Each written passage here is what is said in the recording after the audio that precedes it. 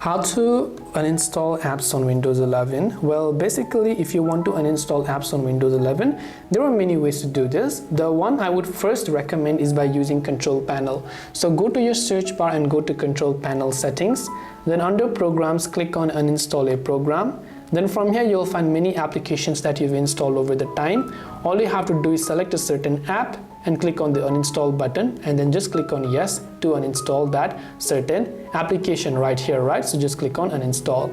Now if you don't find the app that you're looking for within this section, because maybe you downloaded it from Microsoft Store as well, you can go to settings, then go to apps.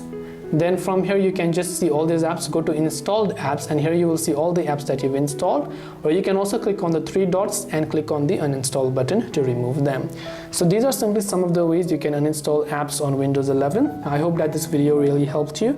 If you have got any further questions, feel free to also leave them down in the comment section below. As always, thank you very much for watching till the end, and see you soon in our next video.